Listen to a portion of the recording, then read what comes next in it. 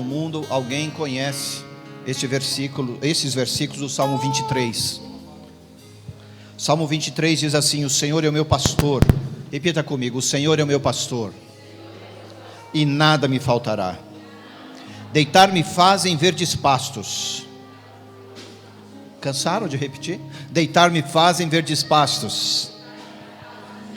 Guia-me mansamente às águas tranquilas. Refrigera minha alma. Guia-me pelas veredas da justiça, por amor do seu nome. Ainda que eu andasse pelo vale da sombra da morte, não temeria mal algum, porque tu estás comigo. Diga forte: a tua vara e o teu cajado me consolam. Preparas-me uma mesa perante os meus inimigos. Unges a minha cabeça com óleo, o meu cálice transborda. E presta atenção nesse último versículo aqui: certamente que a bondade e o amor me seguirão todos os dias da minha vida, e habitarei na casa do Senhor para sempre. Queria convidar você para se levantar. Pega a mão de alguém aí, você vai orar com essa pessoa. Olha nos olhos dela. Diga uma palavra de bênção para ela. Abençoe. Abençoe seu irmão aí nesse dia. Senhor, a ti pertence a terra e a sua plenitude, e nós queremos saudá-lo nessa manhã. Eu quero saudá-lo na vida dos meus irmãos, desse irmão que você está orando com ele. Sauda a vida do Senhor no coração do teu amigo, do teu irmão. Pai, no nome de Jesus, nós chegamos à tua presença com o nosso coração puro, com as nossas mãos limpas. Nós pedimos perdão por aquilo que o nosso olho se afastou de ti, com a nossa alma nos afastamos de ti, e com o nosso coração nos afastamos de ti. Nesse momento nós pedimos que a sua bênção, a sua graça, o amor de Deus nos constranja. E é esse mesmo amor que vem nos perdoar e nos abençoar e nos encher de vida. Pai, nós pedimos que a tua presença preencha totalmente este lugar. Preenche o coração das criancinhas, preenche o coração do mais idoso, preenche o nosso coração, preenche o meu coração, Pai, da tua paz, a paz que vai além do meu entendimento, daquilo que eu não consigo refletir, pensar, imaginar, compreender com o meu próprio intelecto. A tua paz vai além disso, Pai. Pai, no nome de Jesus, eu abençoo o coração dos seus filhos neste lugar. Pai, eu peço que a sua graça e o seu amor inunde, faça transbordar das tuas bênçãos nessa manhã. Nós não chegamos a ti neste lugar dizendo: Senhor, nós queremos ser trabalhados por ti, no nosso espírito, na nossa alma, no nosso corpo. Nos constrange na sua presença, nos constrange na sua presença. Fala no nosso espírito, no mais profundo do nosso espírito, aquilo que o Senhor quer que a gente ouça de ti. Espírito Santo, tu és bem-vindo no nosso coração. Nós queremos administrar o nosso corpo físico, a nossa alma, declarando a partir do nosso espírito: você vai ouvir do Senhor hoje. Você vai ouvir do Senhor hoje. Você vai ouvir do Senhor hoje. Você vai aprender do Espírito de Deus nessa manhã. No nome de Jesus. No nome de Jesus. Amém. Você pode se assentar. E nesse espírito de oração ainda, enquanto a gente canta essa primeira música, que fala do amor de Deus que resgatou o nosso coração da lama. A palavra de Deus diz que Ele tomou a iniciativa de nos resgatar. Todo o plano de salvação foi obra dEle desde o início. O ofendido buscou o ofensor. Então, enquanto a gente canta essa música, esteja em oração, coloque o seu coração diante de Deus, se prepare para o que Deus tem para você nessa manhã. Por vales escuros eu passei, em meio às trevas não mais te enxerguei. Por muitas vezes já pensei em desistir. Por tantas outras eu pensei em fingir que não te abandonei. Mas o teu amor me alcançou. Ouvi tua linda voz. Agora livre sou pra te adorar com todo o meu ser. Em teu altar minha vida ofereceu.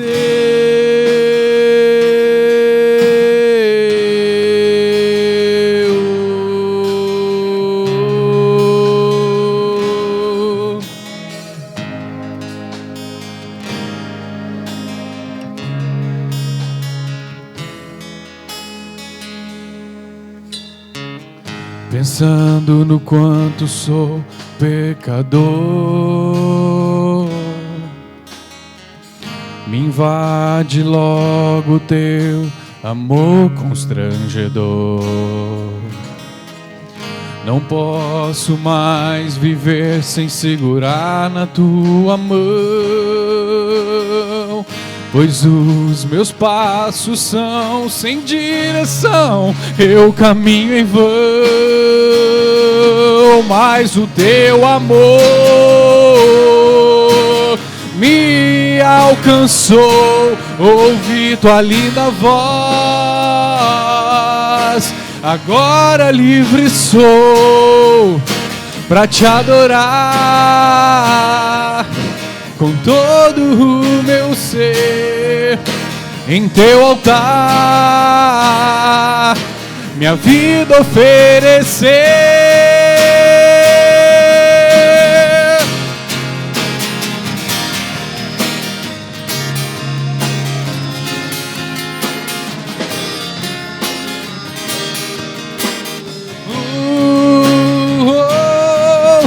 Me leva, Senhor, que eu sonharei os teus sonhos. Aponta o caminho, mostra a direção. Quero tocar teu coração com a mais bela e perfeita adoração.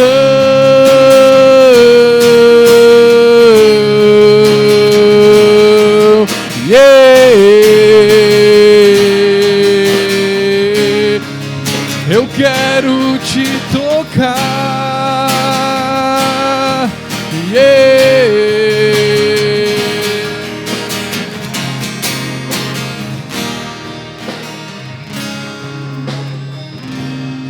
Mas o teu amor me alcançou. Ouvi tua linda voz. Agora livre sou pra te adorar com todo o meu ser. Em teu altar minha vida oferecer. Sim, Senhor, te oferecemos nosso coração nessa manhã. Como já foi orado, o Senhor é a pessoa mais importante nesse lugar. Se não for pela guia do Teu Espírito aqui, não tem razão nenhuma da gente se encontrar. É bom ter comunhão, é bom estar junto com os irmãos, mas a razão principal é sermos cheios do Teu Espírito, é sermos nutridos pela Tua Palavra e é podermos entregar a Ti um louvor aceitável. Obrigado pelo Teu amor que nos alcançou. Em nome de Jesus, amém. Te convido a se colocar de pé, vamos adorar o Senhor.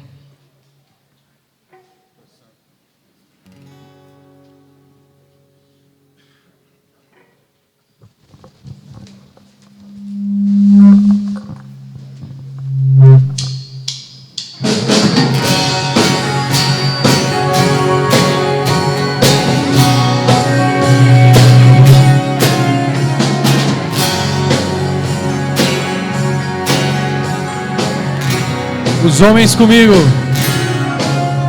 Tu és santo, poderoso, Tu és digno de adoração.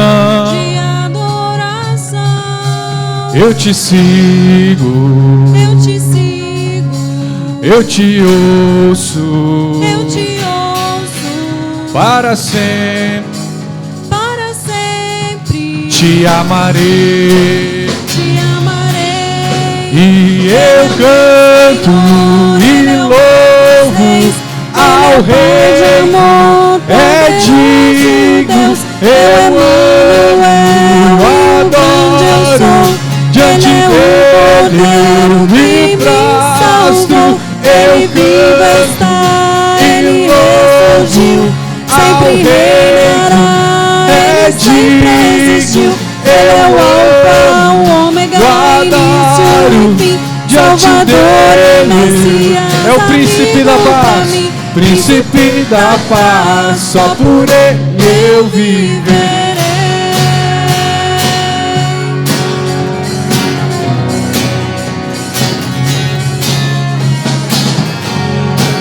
Com palmas.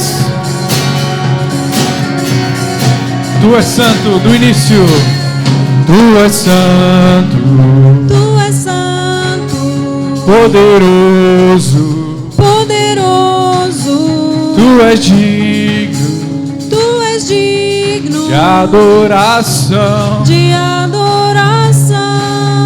Eu te sigo, oh, e eu te ouço,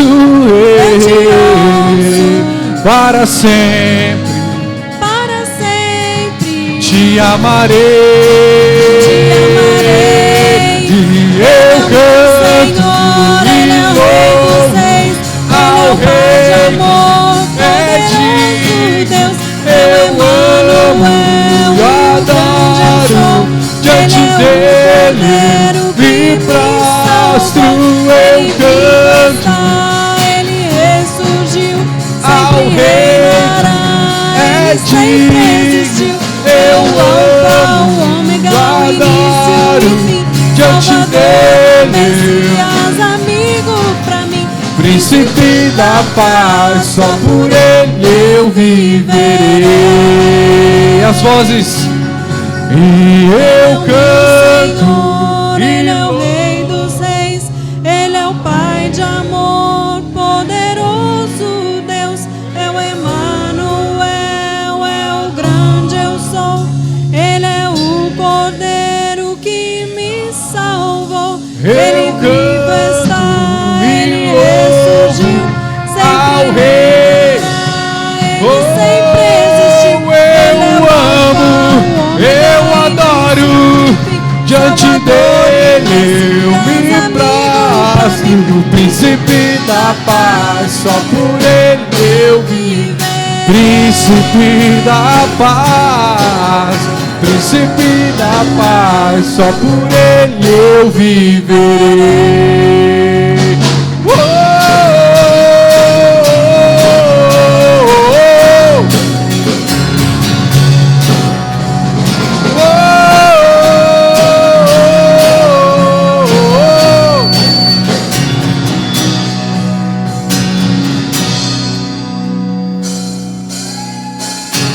Aplauda ao Senhor, aleluia, Ele é santo. Amém, amém, que bom é louvar o Senhor. Tem uma oração na Bíblia, em Abacuque, muito linda, e quando nós estudamos esse texto, diz que o contexto era que o profeta estava passando por necessidades terríveis, inclusive de escassez e de fome, mas ele, enquanto orava ao Senhor, disse ainda que a figueira não floresça, que não haja alimento nos campos, que não haja fruto na vide, eu me alegrarei no Deus da minha salvação. Que a gente possa dizer isso, eu me alegrarei no Deus da minha salvação.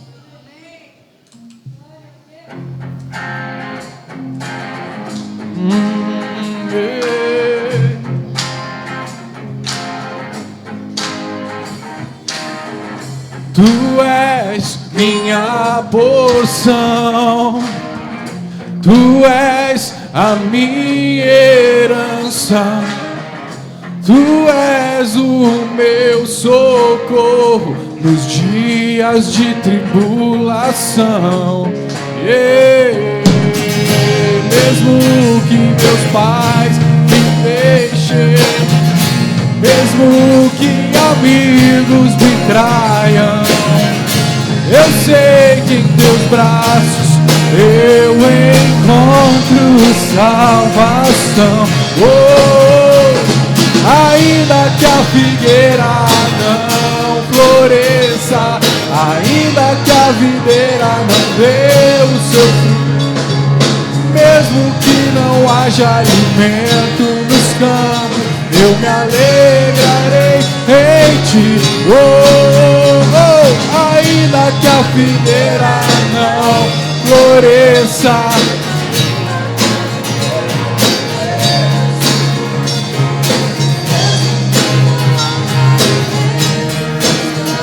eu me alegrarei em ti.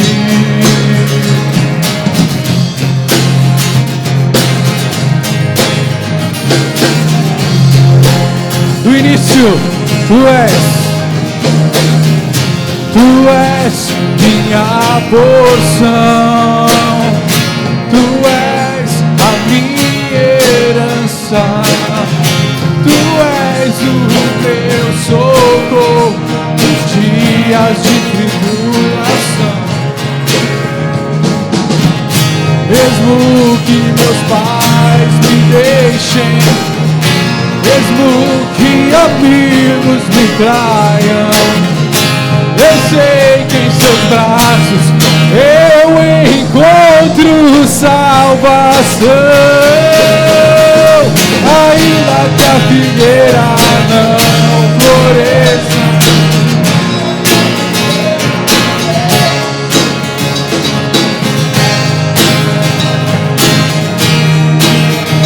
eu me alegrarei em ti. Ainda que a figueira não floresça,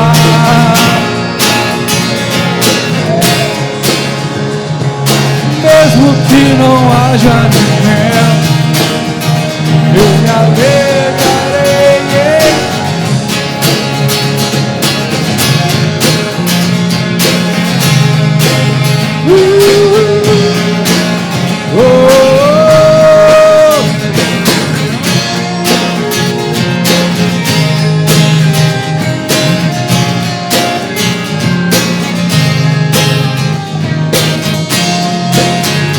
Vamos declarar suas vozes.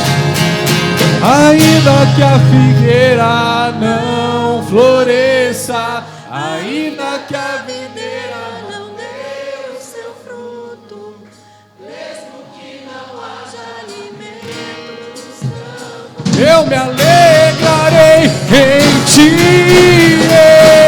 Ainda que a figueira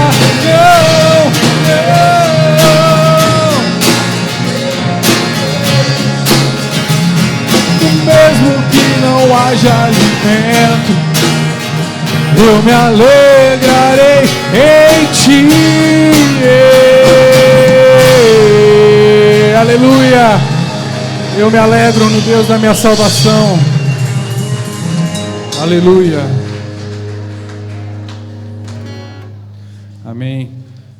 Essas próximas músicas que nós vamos tocar, provavelmente você não saiba ainda, ou conheça bem pouco, mas elas vão estar projetadas aqui.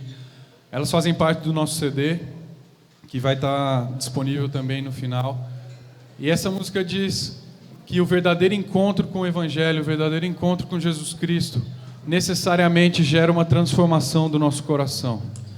E nessa canção você tem a oportunidade de orar ao Senhor: transforma-me pelo poder do teu amor.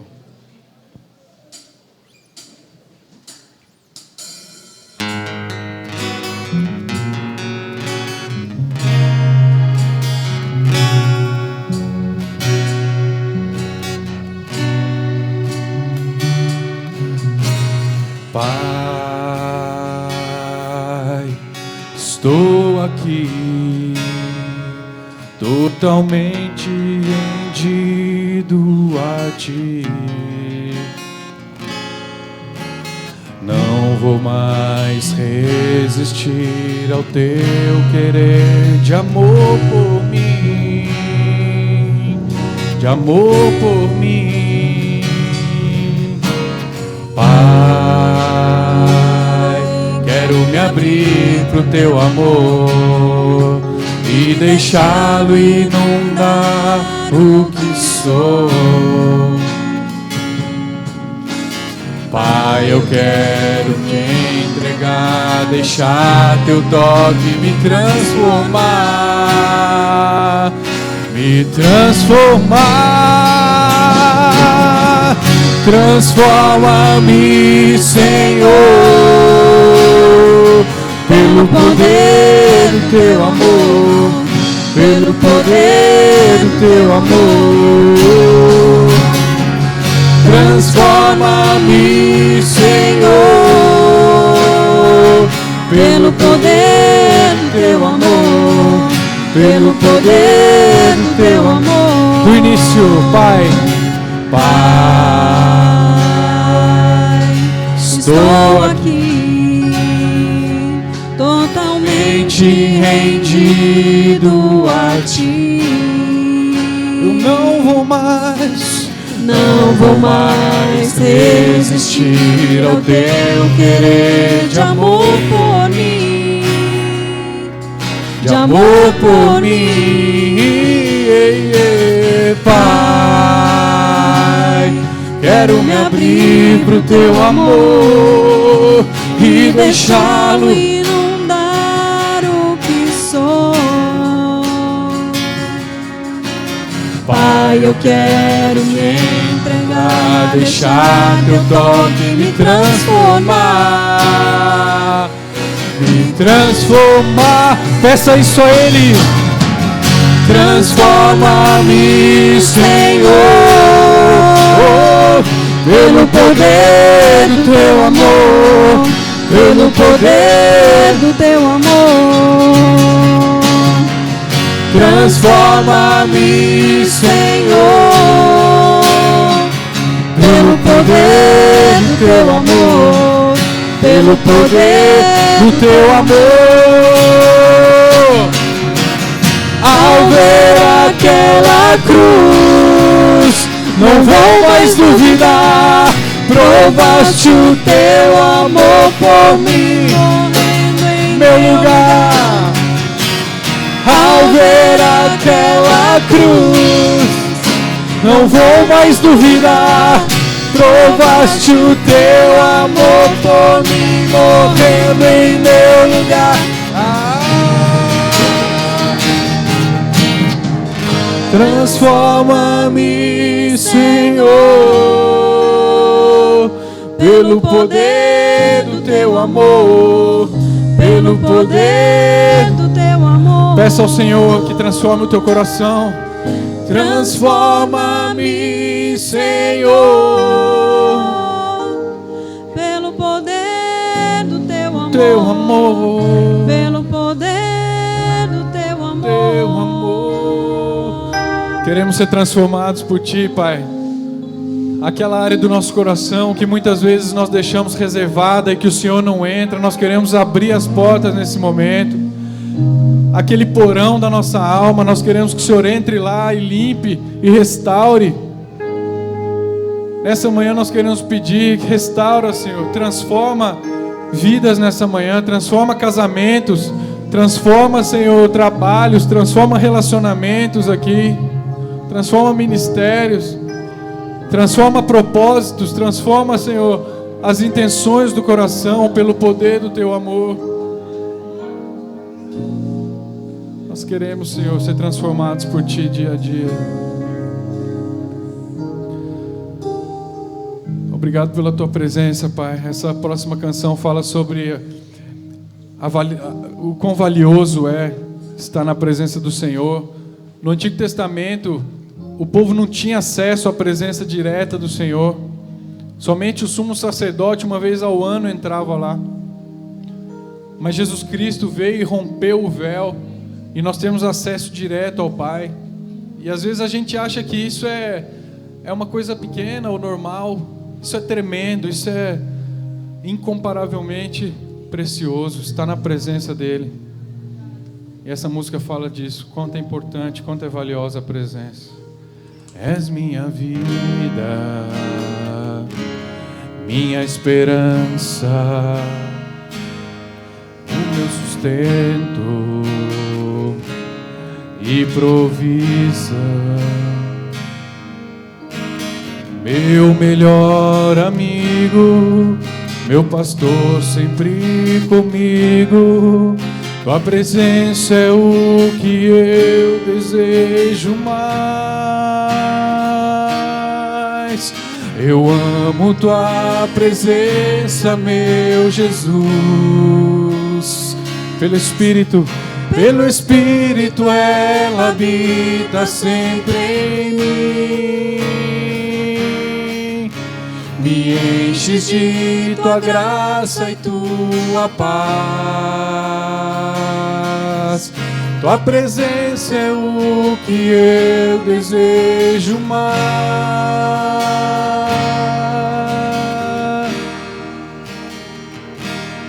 És meu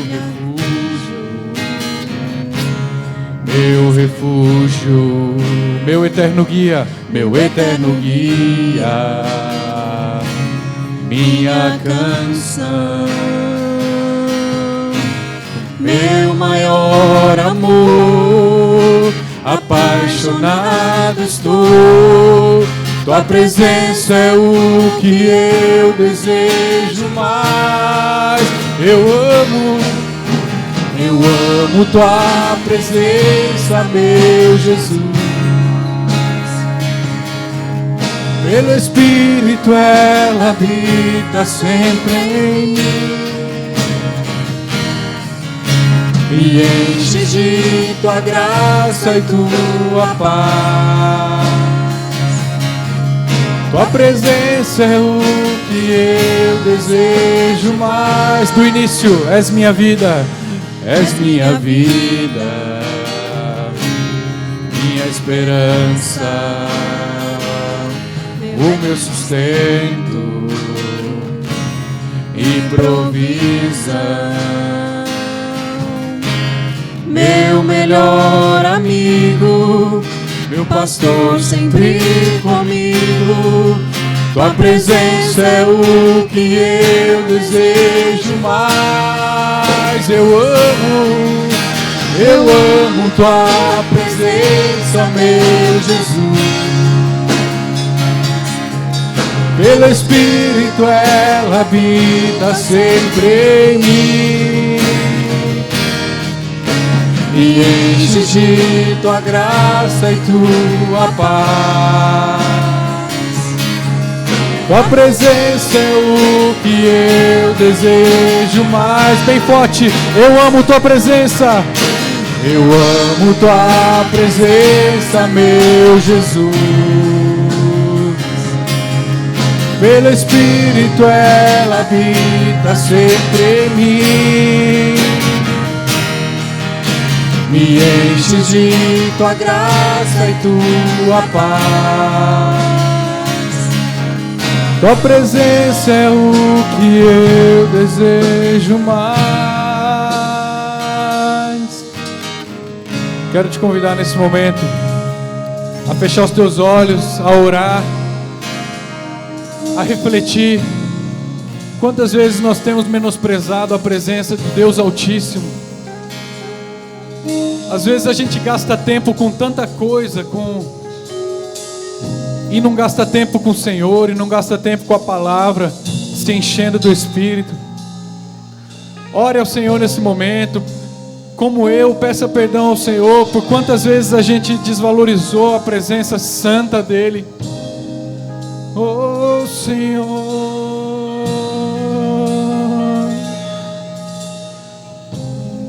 Jesus, tua presença, meu Senhor, teu abraço é o que eu mais quero, é o meu maior prazer estar contigo. derramado em tua presença. Não há nada melhor, não há nada melhor. Ser lavado pelo teu rio, esvaziado do meu ego, ser cheio de ti, da tua presença.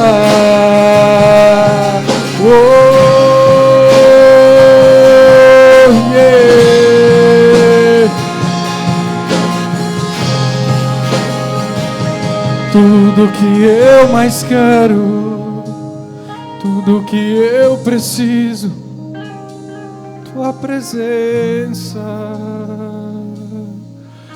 Que essa possa ser a tua oração, mais da presença dele, mais dele todos os dias, menos de mim e mais de ti. É isso que nós queremos, Senhor, desde que nos levantamos até a hora que nos deitamos, dizer mais de ti, menos de mim, mais da tua presença, menos do meu ego, mais de Jesus, mais do teu caráter e menos de nós mesmos. Te adoramos, Senhor Jesus. Amém.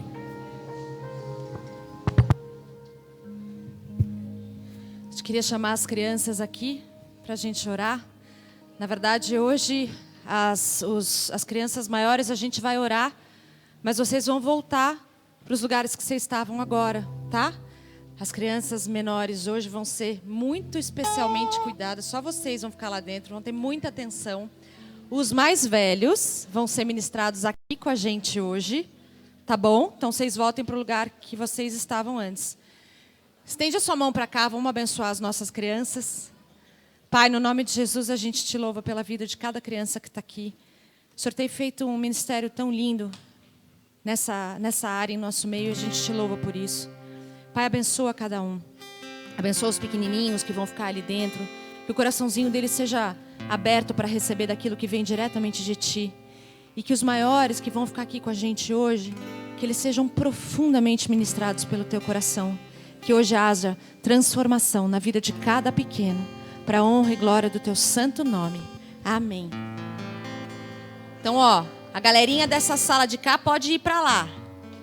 Quem que é o professor hoje que vai cuidar das pequenas? A Fabi ia falar com você ontem. Então, os maiores vão ficar hoje aqui. Vão. Mas a Fabi não falou com você? Não?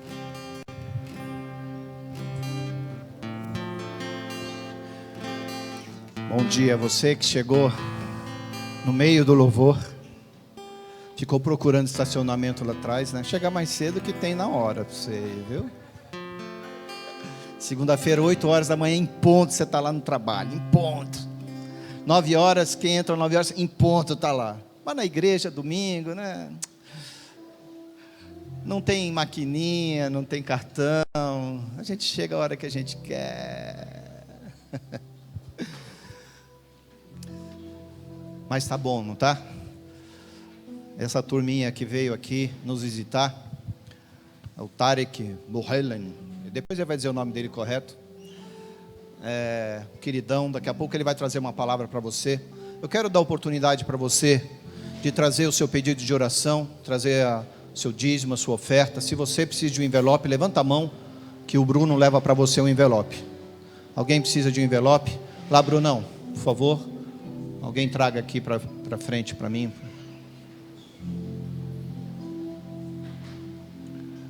Hoje a gente está sendo auxiliado pela célula de São Paulo. Fabinho, traz para mim os dois. Quem está aqui hoje pela primeira vez, não vale se você já veio um dia. Eu já conheci 3 pessoas aqui, vocês são bem-vindos, viu? É um privilégio tê-los aqui no domingo pela manhã, né? Acordar cedo, se arrumar, né? Mas isso aqui é uma igreja de família, quero que vocês sempre estejam à vontade, tá? Vocês são bem-vindos. Um prazer ter sempre alguém. Nós temos Samuca e a Cássia que mudaram lá para João Pessoa, mas são nossos. Vice, vocês são nossos. só ficou o Lucas e o João Pedro ficaram, né? Mas os dois ainda continuam trabalhando aqui uma vez por mês, o Samuca 2 vezes por mês, eu acho. Mas quando vem, acabam com ele. Então é gostoso tê-los aqui. Daqui a pouco nós vamos apresentar o Tarek, que vai apresentar o grupo que está com eles, a Flávia, sua mulher, Rafael, e depois você fala. Depois você apresenta um por um aqui. Mas traga o seu pedido de oração, se você tem, e a sua oferta, e nós vamos orar por você. Vamos colocar diante do Senhor aquilo que Deus nos deu, e nós estabelecemos como primícias os nossos dízimos e as nossas ofertas. Nós não brincamos com isso, a gente usa para a honra e glória do Senhor. Olha, esse ano a gente não vai ser pego desprevenido, tá? Nós compramos 2 ar-condicionados já, que não vai gelar isso aqui, mas vai deixar você agradável. Deve chegar terça ou quarta-feira. 2,60 mil, quem conhece sabe que vai ajudar um pouquinho, né? O Sirlei que vai organizar para instalar isso aí, não quero nem saber, acabei de passar para vocês. Mas quem sabe já no domingo que vem, talvez não, porque ainda vai ter que ser instalado, mas janeiro a gente não cai como a gente caiu da outra vez, né? Levante-se, por favor, queria que você me ajudasse a abençoar. Lá atrás tem uma maquininha que durante o culto você pode fazer também, e depois você deposita ali atrás o seu dízimo e a sua oferta. Mas entregue a Deus aquilo que é dele. Não fique com você, guardando, achando que você vai gerenciar melhor do que Deus a parte dele. A parte dele é para multiplicação do restante que fica na nossa mão. Eu costumo dizer assim: quando você entrega os seus 10% para Deus, quanto que sobra? Já fez as contas aí? Quando você entrega 10% para Deus, quanto que sobra para você? Aí você fala 90%. Não sobra nada, você gasta tudo, gente. Mas quando você investe no Senhor, aquilo que você investiu vai ser multiplicado para a sua vida, na casa do Senhor, né? Então é isso que a gente faz. Pode colocar aí, linda. Estende teu braço para cá. Pai, no nome de Jesus, a gente estabelece um compromisso contigo, de te servir no melhor das nossas forças, do nosso entendimento, do nosso tempo, das nossas finanças, das nossas posses. A gente coloca diante do teu altar a nossa fé e o nosso entendimento de que aquilo que o Senhor nos dá, o Senhor nos coloca para sermos mordomos. Nós não somos donos de nada, Pai. Nós não somos donos nem da nossa vida. E se nós não a tratamos corretamente, muitas vezes a gente paga um preço lá na frente, porque o cheque chega. Senhor, nós te louvamos pelo ar que a gente respira nessa manhã, pelos amigos que a gente tem ao nosso redor nessa manhã, pela comunhão que nós temos com teu Espírito Santo nessa manhã. Nós te agradecemos pela nossa família, pelos nossos filhos que são saudáveis, que te amam, que têm a oportunidade de aprender da tua palavra aqui neste lugar, através de nós, nas nossas casas, todas as noites, quando nós nos colocamos para dormir. Obrigado, Senhor, pelo entendimento que o Senhor nos dá da sua pessoa no nosso coração. Obrigado pelo Espírito Santo que nos visita, nos constrange, nos ensina e chama a nossa atenção quando precisamos ser chamados à atenção. Espírito Santo, nós te damos bem-vindo nesta manhã, na vida de cada pessoa aqui. Nos constrange. Nós queremos exaltar o santo nome do Senhor através do Espírito Santo maravilhoso na nossa vida, da liberdade que nós temos de falar contigo, Pai. Nós queremos abençoar as famílias, as pessoas que contribuem, as pessoas que sem pensar, simplesmente porque querem exaltar o seu nome, todos os dias ao acordar, já te adoram, já te exaltam, querem mais de ti, como nós louvamos hoje aqui, Pai. Nós queremos a tua presença, e eu peço que a tua bênção seja estendida agora, espírito, alma e corpo. Nós declaramos que a cura física acontece agora, no coração, no corpo. Nós declaramos que a cura de alma, de relacionamentos, agora acontece pelo poder do Senhor. Nós abençoamos os pedidos, o dinheiro, as finanças, o bolso, as contas dos seus filhos neste lugar. Declaramos que nós não vamos apenas sobreviver, nós vamos ser vitoriosos. Nós não vamos aturar a nossa vida, nós vamos ser mais do que vencedores por Cristo, que já nos amou primeiro e estendeu tudo, até a própria vida, para que pudéssemos hoje celebrar. No nome de Jesus. Amém. Amém.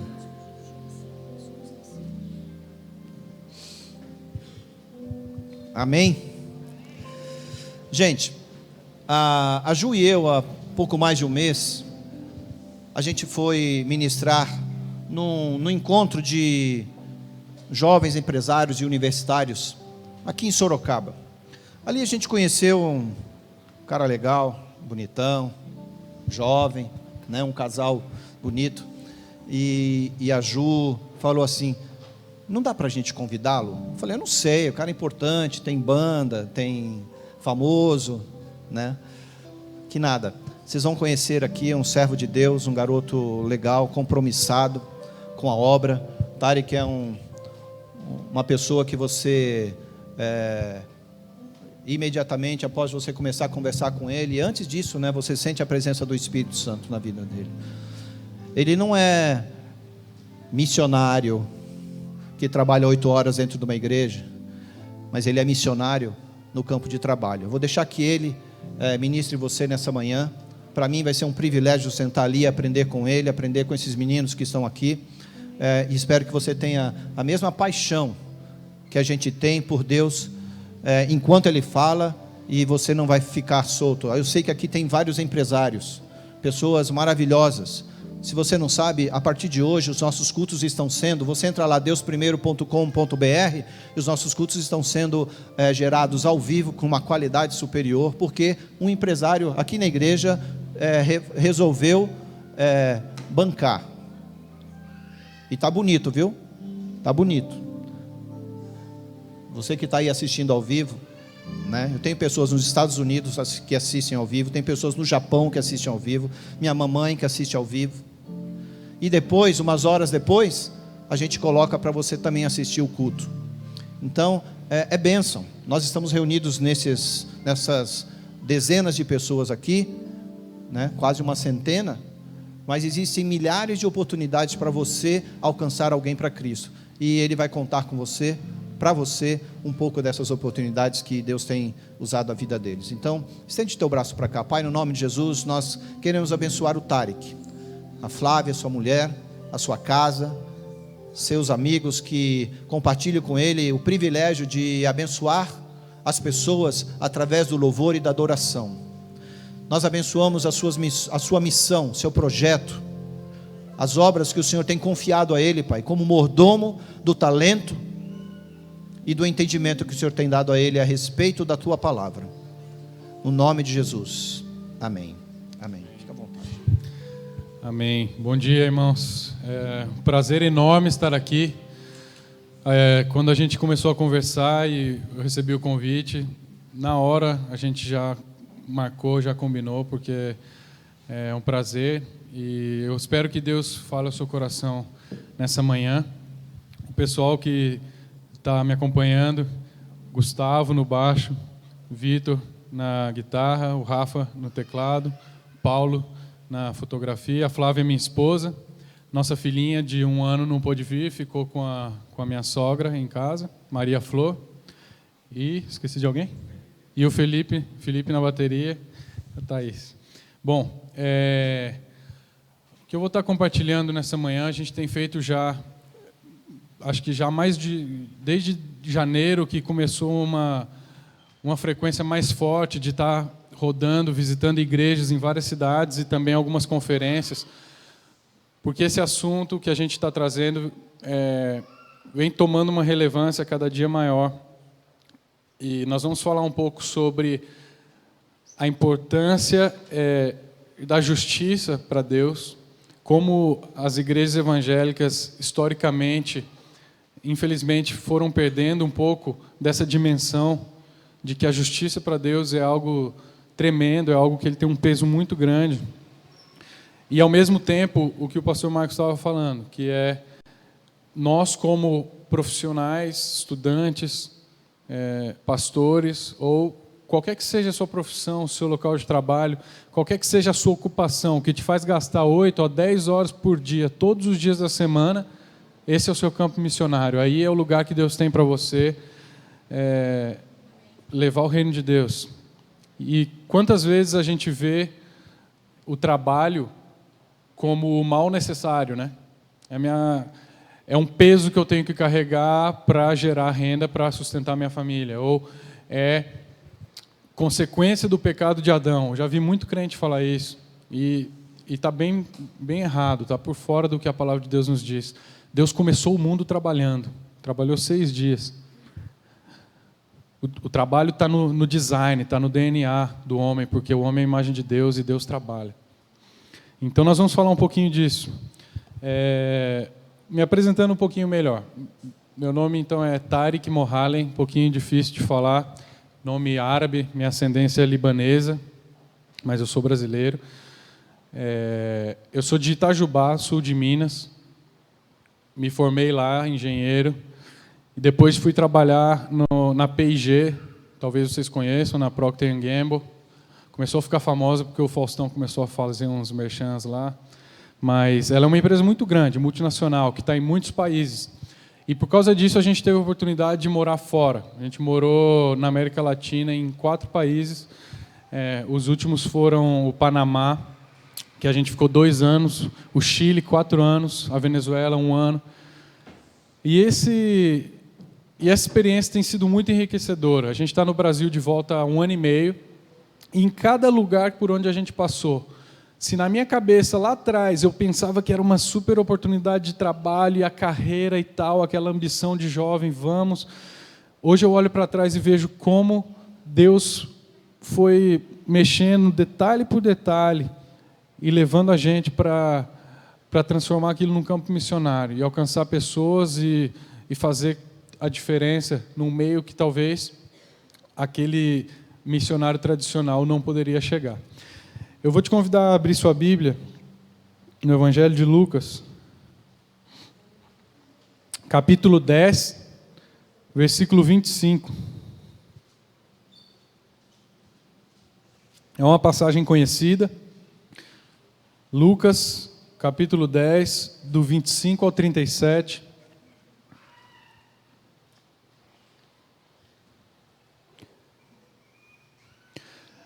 Vou pedir a alguém que tiver a voz bem forte, que já encontrou, que possa ler para toda a igreja. Lucas 10, do 25 ao 37. Quem encontrou pode ler.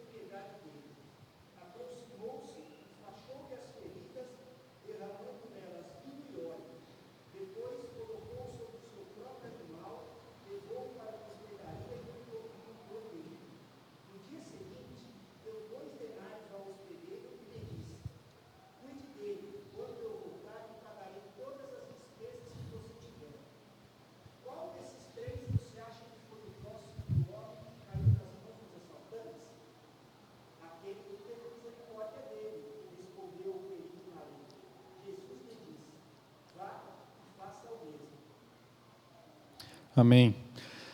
Texto bastante conhecido, mas eu tenho certeza que Deus tem muito para falar com você nessa manhã. E o tema é: quem é o meu próximo? Nós vamos refletir um pouquinho sobre a perspectiva do fariseu e a perspectiva de Jesus a respeito de quem nós devemos considerar o nosso próximo. E aqui, se a gente lê no comecinho, diz que esse doutor da lei, que tanto sabia, que tanto estudou a lei, os profetas, quis colocar Jesus à prova, Jesus como um rabino, como um mestre, e colocou Jesus à prova dizendo: Senhor, como faço para herdar essa vida eterna que o Senhor tanto fala? E só um parênteses, esses doutores da lei, esses fariseus, o nível de instrução que eles tinham era tremendo. Se você estuda um pouquinho a cultura do povo judeu, uma pessoa que está sendo preparada para ser doutora da lei, ela, aos 12 anos de idade, então um menininho de 12 anos, tem vários aqui eu acho que podem estar nessa idade, já sabia, por exemplo, o livro de Deuteronômio de cor. Se vocês olharem, é um livro grosso, cheio de palavras difíceis, e essa criança podia recitar o livro de Deuteronômio de cor. Sabia os profetas, sabia os salmos, os principais. Então, era uma pessoa muito estudada e quis colocar Jesus à prova, dizendo: essa vida eterna de que o Senhor tanto fala, como eu posso atingir? E Jesus responde, sabendo quem era o seu provador, né, que era um doutor da lei, com a própria lei. Cita Deuteronômio, cita Levítico. Jesus devolve a pergunta para ele: o que você acha, você que sabe muito? E o doutor da lei, melhor dizendo, cita Deuteronômio e Levítico, dizendo: amarás o Senhor seu Deus sobre todas as coisas e ao teu próximo como a ti mesmo. E Jesus disse: você respondeu perfeitamente, é isso mesmo, faça isso e viverás. E nessa hora eu sempre comento que é a hora que eu acho que deve ter dado uma pane na cabeça do doutor da lei, deve ter se complicado um pouco, porque Jesus disse: faz isso.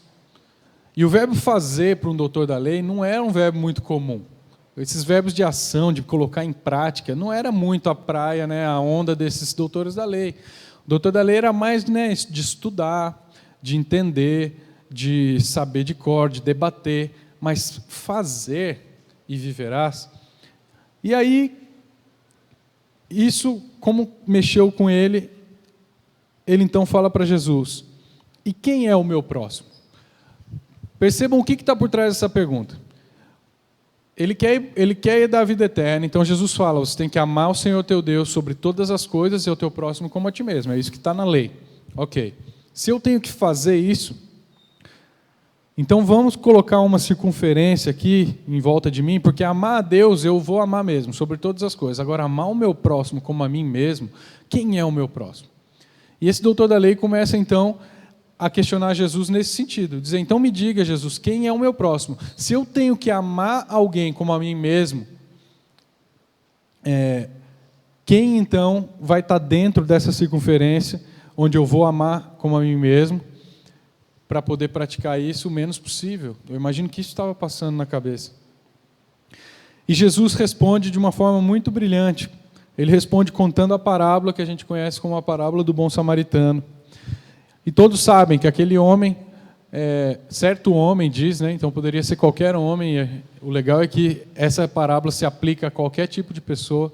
Certo homem vinha descendo de Jerusalém a Jericó e cai na mão de salteadores, diz, e é espancado, assaltado. Essa era uma região muito desértica, muito erma, então não tinha muita vistoria, era perigosa. E esse homem, espancado, assaltado, deixado seminu, como morto no chão, e começam a passar perto dele algumas classes de pessoas que nós vamos pensar um pouquinho aqui sobre elas. Primeiro passa o sacerdote, logo passa o levita, e diz que eles, vendo, passaram de largo, fizeram vista grossa, não se compadeceram. E se a gente para pensar no nosso contexto, o sacerdote e o levita não são os pastores e os líderes de louvor. Vamos pensar neles como as pessoas que estão diariamente a serviço da religião, a serviço daquilo que se diz trabalhar a favor de Deus. Ou seja, o sacerdote era uma pessoa que se dedicava a sua vida a mediar a relação entre Deus e o povo. O levita era uma pessoa que dedicava a sua vida a servir no tabernáculo, na época dos profetas, e a servir no templo, na época de Jesus. Então, imagina pessoas que nós poderíamos dizer que passam o dia na igreja, que estão com compromissos, com rotinas religiosas, que têm uma vida preocupada em fazer as coisas de Deus. Essas pessoas passaram de largo, essas pessoas não se compadeceram ao ver a necessidade mais gritante do seu próximo. Ao passo que quem se compadeceu foi um outro tipo de pessoa. Só que antes de falar desse outro tipo de pessoa, que era o samaritano, eu queria falar alguns dados aqui do Brasil, bem pertinentes. Esses dados são abertos ao público. Se você entrar no Google, você vai encontrar. O PIB do Brasil, ou seja, o Produto Interno Bruto, a quantidade de riqueza que o país tem, é a maior da América Latina, disparado, e é a 6ª ou 7ª maior do mundo, dependendo de quando passa ou não a Inglaterra, mas vamos supor que seja a 7ª, pode ser a 6ª ou a 7ª. Nós estamos dizendo que o Brasil é o 6º país mais rico do mundo. E, por outro lado, porque muita gente se orgulha disso e acha que legal o Brasil então se desenvolvendo e tal. Mas eu vou te dar outro dado que não vai te deixar tão orgulhoso assim.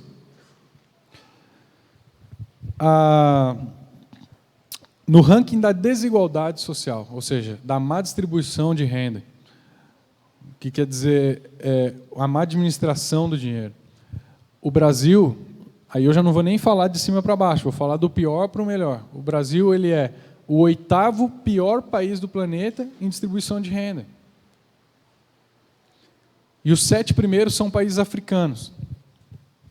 Então, o primeiro país, tirando os da África, o primeiro país mais desigual do mundo é o país em que nós vivemos.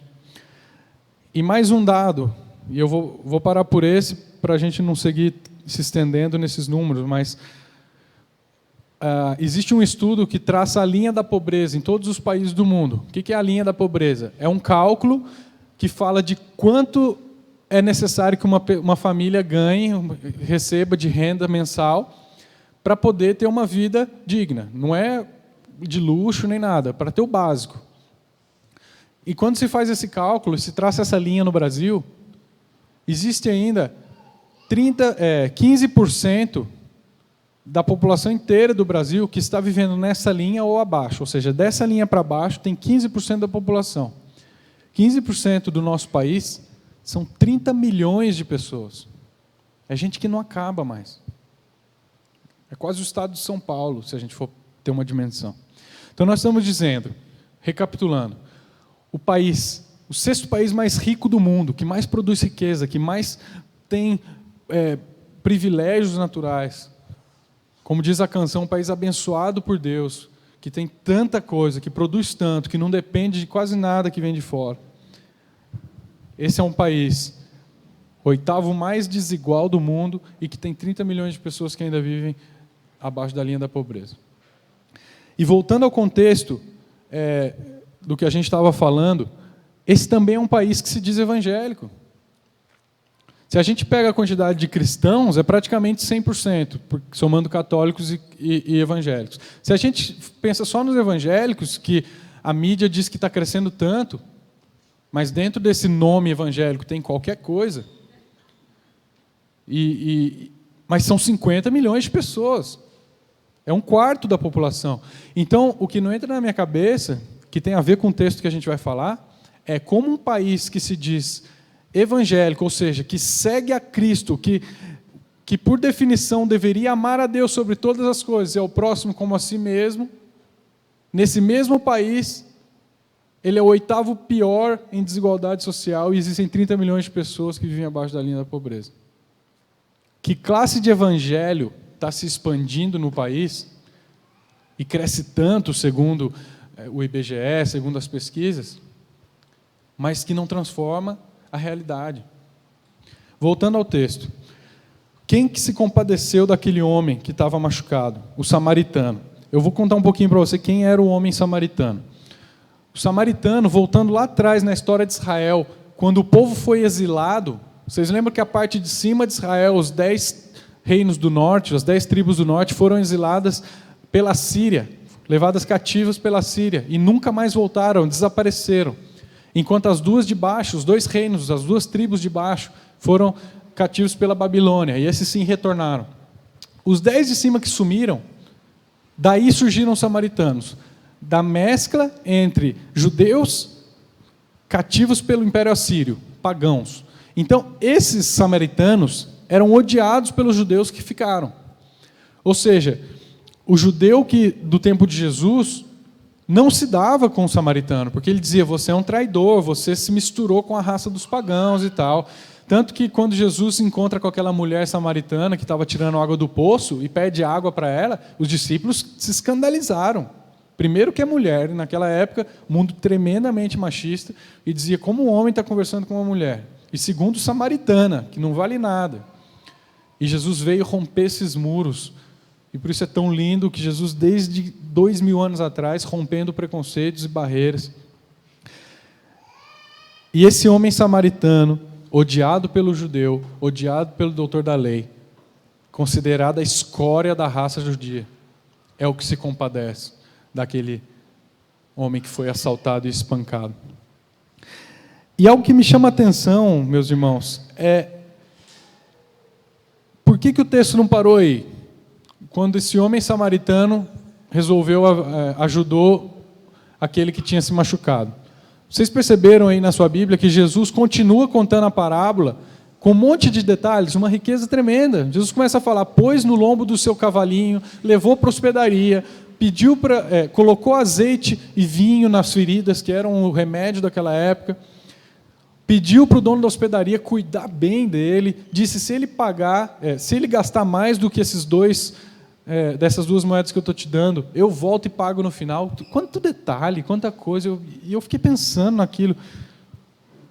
E sabe o que me chama a atenção? Que na Bíblia, quando a gente fala de amor, quando a gente fala de compadecer, de sentir compaixão, ela sempre está ligada à ação, a fazer, a dar. Porque Deus amou o mundo de tal maneira que deu o seu Filho. O verbo é muito claro, é de ação, custa algo. Amar e se compadecer custa. Não só dinheiro, como custou um pouco para pagar a hospedaria. Custa tempo, custa paciência. Esse homem samaritano teve que interromper o que ele ia estar fazendo para buscar o homem, para socorrer aquele machucado. Teve que ir a pé para colocar o homem no seu jumento. Gastou do seu vinho, do seu azeite, gastou do seu dinheiro, gastou da sua paciência, retornou lá para cuidar do homem. Nós estamos falando aqui, irmãos, que amar tem preço e se compadecer tem preço. E o exemplo mais claro disso é o preço da própria vida de Jesus Cristo, Filho de Deus.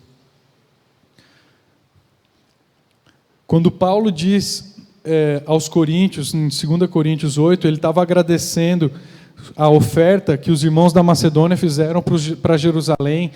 O povo estava passando por uma escassez muito forte de necessidade financeira e material, e Paulo começou a levantar uma oferta entre as igrejas e disse que os macedônios, que eram os mais pobres, foram os que mais contribuíram. E ele diz, e não somente fizeram o que esperávamos, mas entregaram-se primeiramente a si mesmos, a Deus, e depois a nós e aos irmãos. Vocês reparam a entrega desde o início da igreja, o amor e a compaixão que se transforma, que se traduz em entrega e em compaixão, em dar-se, em fazer. Um autor que eu gosto muito, que é C.S. Lewis, ele dizia que os homens que mais fizeram nessa terra são aqueles que mais tinham os olhos postos na eternidade. E às vezes, a nossa igreja, muitas vezes evangélica no Brasil ou até fora, construiu essa ideia de que o que importa é o espiritual e não o que a gente enxerga. E eu faço assim entre aspas porque esse pensamento vem do pensamento dos filósofos gregos, que diziam que a matéria não presta e o que importa é a mente. Por isso que os trabalhos braçais ganham menos do que os trabalhos intelectuais, porque isso vem lá de trás. Mas quando a gente pensa que a Bíblia nunca deu respaldo para a gente achar que o ser humano é uma casca que tem um fantasminha dentro e esse fantasminha vai para o céu ou para o inferno. A Bíblia fala de corpos de seres integrais, que Deus criou e que Deus quer transformar e reconciliar em Cristo totalmente. Diz que nós teremos corpos glorificados, que essa terra vai ser restaurada, que a natureza clama pela manifestação dos filhos de Deus. Nós temos um evangelho que diz que Deus está reconciliando tudo em Cristo consigo mesmo. Então nós temos que parar de pensar um pouco que o que vale é só o espiritual, e de novo, entre aspas, porque tudo que que Deus criou, Ele criou para ser eterno. Algumas coisas, obviamente, manchadas pelo pecado, mas vão ser restauradas. E se a gente presta atenção em o que Jesus responde para a pergunta desse homem, quando o homem diz, e quem é o meu próximo? Jesus diz para ele, qual destes agiu como o próximo? Aqui é sutil a diferença, mas eu quero que você preste atenção. O homem está perguntando, quem é o meu próximo? Ou seja, eu quero traçar uma linha em volta aqui de mim mesmo, e todo mundo que estiver dentro dessa linha, então eu vou amar, e os outros eu não preciso. O homem estava propondo fazer isso. Jesus vem e rompe essa ideia. Jesus diz, não existe você perguntar quem é o seu próximo, você é o próximo de todos. Vocês veem a diferença? Você age como o próximo de todos, inclusive do samaritano, que é a pessoa que você menos se dá. E algo que está na Bíblia, de Gênesis a Apocalipse, é a constante preocupação e carga de Deus com a justiça. E não há nenhuma advertência ou maldição maior na Bíblia do que contra a injustiça e a opressão. Por exemplo, podia dar muitos exemplos aqui, mas nós temos o profeta Isaías que diz, aprendei a fazer o bem, atendei à justiça, repreendei o opressor, defendei o órfão, pleiteai a causa das viúvas. O órfão, a viúva e o estrangeiro eram naquela época a classe mais desprezada. Em Deuteronômio diz, ele defende a causa do órfão e da viúva e ama o estrangeiro e lhe dá alimento e roupa. Podia dar vários outros exemplos, mas um que me chama a atenção, aquelas cidades que foram destruídas por Deus, Sodoma e Gomorra, no Antigo Testamento, muitas pessoas só destacam que a razão foi a depravação sexual daquelas cidades. E isso é verdade. Mas tem uma outra razão que o profeta Isaías fala. Ele diz que era pela injustiça cometida contra o pobre, contra o oprimido. E eu nunca tinha reparado nisso, que isso também foi critério para que Deus destruísse aquelas cidades. Em Mateus 6,33, aquele texto que todos conhecem, sabem de cor, buscar em primeiro lugar o reino de Deus e a sua justiça. Já notaram que Deus põe essa palavrinha do lado? E muitas vezes a gente tem ideia que buscar o reino de Deus e a sua justiça é como se fosse um checklist, onde a gente põe a primeira coisa é fazer algo para Deus, check, e depois eu vou e vivo o resto da minha vida. E não é nada a ver com isso, meu irmão. Essa ideia, quando Jesus diz isso no Sermão do Monte, ele quer dar a ideia de núcleo. Ou seja, ele está dizendo, mude a sua cosmovisão, a maneira como você enxerga o mundo. Você vai enxergar o mundo através da lente do reino de Deus e da justiça. E tudo que brota na sua vida tem que ser pelo reino de Deus e a justiça. Ou seja, a sua família tem que ser uma expressão do reino de Deus e da justiça. O seu trabalho tem que brotar desse reino de Deus, tem que ser um lugar onde o reino de Deus se expande e a justiça de Deus se expande. Os seus relacionamentos, o seu ministério, tudo brota dessa nova cosmovisão bíblica, que é o reino de Deus e a justiça.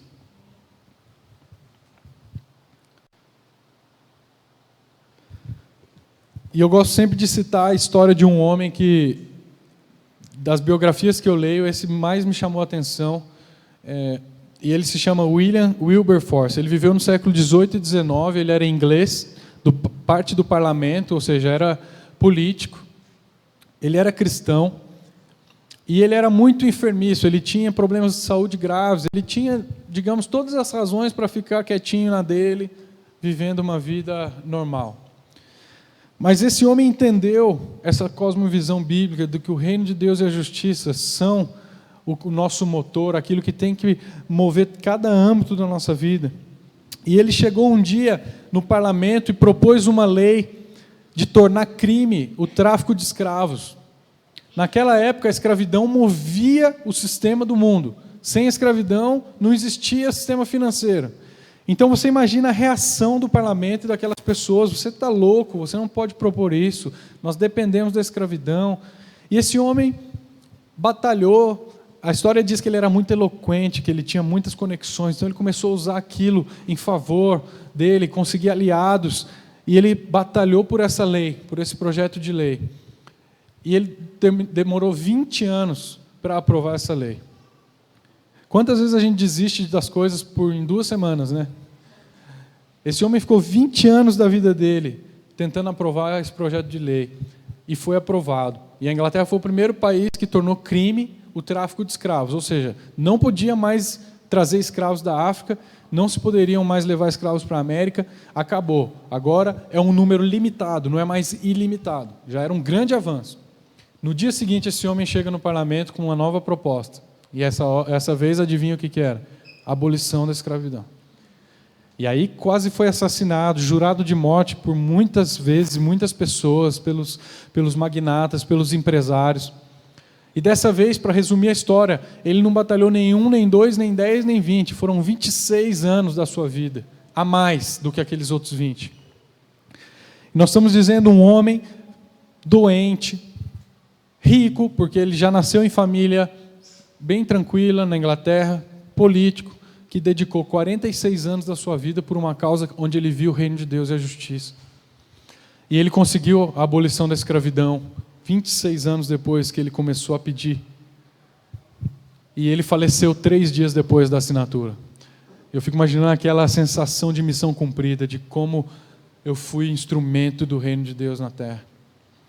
William Wilberforce nos dá esse exemplo de nós como presença do reino de Deus na terra.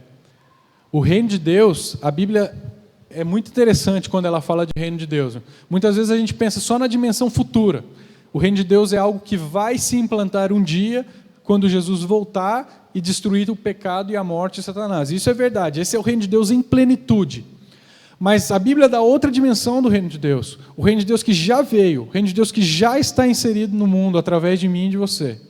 O reino de Deus que vem a partir do momento em que eu reconheço a Jesus como o meu Senhor e eu digo, eu já não vivo para mim mesmo, eu vivo para Ele. Já não sou eu que dito as regras do meu coração, nem o mundo, nem Satanás, é o Senhor Jesus Cristo. E quando Jesus é o meu Senhor, é o meu dono, é o meu rei, é o meu Kyrios, que é a palavra em grego, eu expando esse reino de Deus por onde eu passo. Em Filipenses, Paulo usa uma palavra muito interessante, ele diz que nós como cristãos temos que ser sopros de ar fresco no meio da poluição. Quantas vezes você está ali no trânsito e respira aquela fumaça de caminhão, ou você tem alguém do seu lado que está fumando talvez, e é aquele negócio incômodo, e tudo que você quer respirar. A Bíblia usa essa metáfora, diz que o cristão que leva o reino de Deus, ele é o sopro de ar fresco nessa poluição. E isso fazendo um gancho com o nosso texto. Quantas vezes a gente tem vivido como igreja, eu não quero dizer aqui nem eu, nem você, nem quero que você pense em pessoas, eu quero que cada um se analise a si mesmo agora. Não pense em nenhuma denominação, nenhum tipo de igreja, pense em você mesmo como cristão. Como nós temos perdido a capacidade de nos indignar perante a injustiça, quando Jesus se indignava. Quanto mais nós nos aproximamos de Deus, mais nós amamos o que Ele ama, e mais nós odiamos o que Ele odeia. E Deus odeia a injustiça, eu posso te assegurar disso com todas as forças. E nós temos perdido essa capacidade de nos indignar perante a injustiça, perante a corrupção. Daqui 7 dias tem eleições. Você quer oportunidade melhor como cristão para se opor contra a corrupção e contra a injustiça nesse país? Vote consciente, vote pensando no reino de Deus e na justiça. Também já estou cansado de ouvir muitas igrejas que falam, eu não penso nesse negócio de política, essas coisas, a gente pensa, isso não é coisa para a gente se misturar. Errado. O que mais espiritual do que se opor contra a injustiça e contra a opressão e contra a corrupção? Esse país está vivendo algo que jamais na sua história Foi tão descarado o nível de injustiça e de corrupção. Está descarado, já não tem mais nem vergonha de esconder quando a gente olha. Cada vez sai um vídeo novo de um representante do governo que está descaradamente rindo na nossa cara. E muita gente pensa que a corrupção não tem a ver com a injustiça. A corrupção gera a injustiça. A corrupção se paga com dinheiro que está saindo da merenda escolar, que está saindo da infraestrutura, que está saindo da geração de empregos. Essa conta alguém tem que pagar. E nós temos a oportunidade, como cristãos, de nos opormos a toda forma de opressão, como Jesus se opunha. Como Jesus virou com chicote todas aquelas bancas que estavam tornando o templo numa casa de comércio, explorando e extorquindo as pessoas, cambistas vendendo a preços exorbitantes o animal que ia ser oferecido no sacrifício. Quando Jesus se indigna, quando os discípulos dizem para as crianças, sai daqui, criançada, não é para vir perto de Jesus. E Jesus, diz o texto, se indignou e disse, deixe vir a mim as crianças, porque deles é o reino dos céus. Jesus se indignou com os fariseus quando ele curou a mão ressecada de um homem que tinha a mão toda paralisada. Jesus curou e era um dia sábado. E os fariseus, criticando, Jesus se indignou com a dureza do coração daqueles homens. Que o nosso coração não se endureça perante a injustiça. O seu trabalho e o meu trabalho são o lugar onde Deus te colocou e me colocou para expandir o reino de Deus e a justiça. Pessoas do meu trabalho, por exemplo, na P&G, muitas ali jamais pisariam numa igreja. Então, talvez a minha presença lá e de outras pessoas que têm Jesus como Senhor sejam a única forma dessas pessoas se encontrarem com Deus. E sabe o que é mais divertido? Que eles, quando às vezes a gente está conversando, e eu tenho amigos genuínos no trabalho, e às vezes eles perguntam, por que você está enfiado nesses negócios de igreja? Essas coisas de Deus. Por que você faz isso? Porque isso não é para a massa, para a galera que não tem estudo, para o pessoal que é manipulado pelos pastores charlatães que querem roubar dinheiro do povo? E um parênteses, eu não os culpo por essa visão do evangelho no Brasil. Porque se essa é a visão, é porque essa é a percepção que a igreja tem passado. Por causa dessas grandes massas de igreja que a gente vê envergonhando o nome de Jesus. E aí, quando se abre a porta para eu poder conversar com essa pessoa e dizer por que eu vivo como eu vivo, por que Jesus faz parte da minha vida, por que Ele é o centro da minha vida. A maneira que eu quero te desafiar a ver o teu trabalho a partir de hoje não é mais como um peso na sua vida, não é mais como a sua fonte de renda apenas, aquilo que você é obrigado a fazer para pagar suas contas. Veja agora o seu trabalho como o ambiente onde Deus te colocou para expandir o reino de Deus. Você não está ali por acaso. Você está ali para expandir o reino de Deus, para se opor contra a injustiça. Você está ali para levar Jesus Cristo, as boas novas de salvação. E eu não estou dizendo que você vai ter que pregar no seu trabalho, levantar na mesa e falar, vai andar com a Bíblia, que você vai mandar e-mail de Jesus no e-mail corporativo. Não faça isso. Eu estou dizendo que você vai ser uma influência viva na vida das pessoas, que você vai ser uma pessoa que, primeiro, performa melhor do que qualquer um, porque você faz com excelência aquilo que Deus trouxe à sua mão para fazer. Segundo, que você é ético e você vive pelos padrões do reino. E terceiro, porque você transforma a vida das pessoas, porque o Espírito de Deus vive em você. Então pensa nisso, como o lugar onde eu passo 8, 9, 10 horas do meu dia, 5, 6 dias da semana, eu, portador do Espírito de Deus, do reino de Deus, preciso estar impactando a vida daquelas pessoas. Eu quero colocar uma apresentação, não, antes da apresentação, as fotos.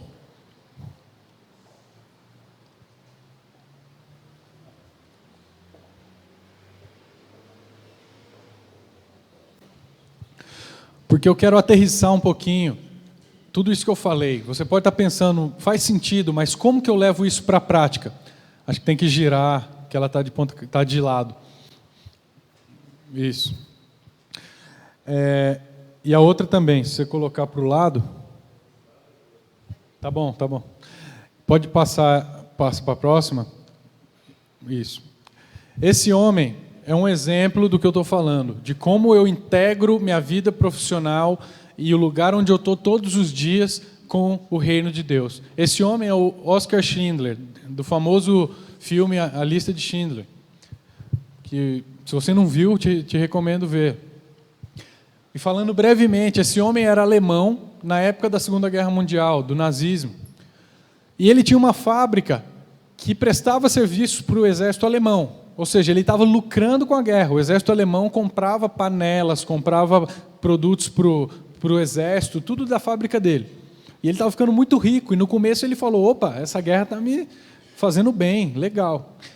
E quem trabalhava para ele, a massa dos trabalhadores, eram judeus semi-escravizados naquela época, e depois ficaram escravizados mesmo, porque já não davam salário nenhum. Mas quando ele começou a ver a opressão sobre o povo judeu, e coisas começaram a sair à luz, de campos de concentração, do nível do antissemitismo, de como o Império Alemão estava massacrando como os nazistas estavam massacrando os judeus, esse homem começou a se compadecer, e ele queria se opor àquele sistema de alguma maneira. E esse homem começou a falar, como eu posso usar o meu trabalho de forma a me opor contra essa justiça? E ele começou a contratar mais judeus. E ele contratava principalmente, sabe quem? Os descapacitados, os que não tinham capacidade de trabalhar mais, talvez tinham uma lesão, tinham um problema, ou seja, não servia para trazer lucro para ele. Mas esses eram os primeiros que o exército nazista matava, porque não servia para os interesses do governo, então eram os primeiros que iam para os campos de concentração. E esse homem começou a contratar, e chegou um momento, para resumir a história, que esse homem tinha 1.200 pessoas trabalhando na fábrica dele, obviamente dando um total prejuízo. Ele pagava do bolso dele comida e abrigo para essas pessoas, e o exército alemão começou a bater lá na porta e dizer, o que você tem esse monte de judeu aí? A gente vai levar eles para o campo de concentração, começar a aniquilar. E esse homem, Oskar Schindler, dizia, não, eu preciso deles para a fábrica, e começou a falar isso como desculpa para salvar a vida daqueles judeus. Até um momento que o exército já estava sem paciência, e Oskar Schindler resolveu fazer então a famosa lista de Schindler, que é aquela foto anterior, que tinha, essa é uma página da lista, que eu tirei foto do museu, é a página verdadeira, mas acho que cada folha dessa tem uns 60, então era como se fossem 20 páginas dessa. Então nós estamos falando das 1.200 pessoas listadas, onde ele punha o nome do judeu e qual era a profissão dele dentro da fábrica, o que ele fazia, e ele começou a trabalhar nisso noites e noites para dar uma justificativa para não liberar aqueles judeus. E esse homem conseguiu, no final das contas, quando o exército alemão perdeu e liberaram os cativos, esse homem salvou sozinho 1.200 pessoas da aniquilação. E ele é considerado um dos heróis invisíveis, segundo a cultura judaica.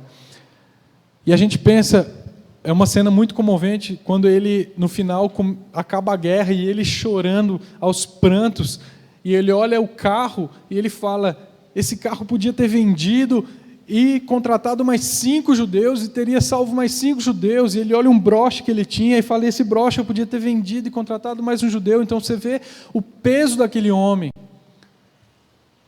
se opondo contra a injustiça. Esse, como William Wilberforce, que foi o autor da abolição da escravidão, primeiro no mundo, e influenciou a abolição em toda a Europa e Américas depois.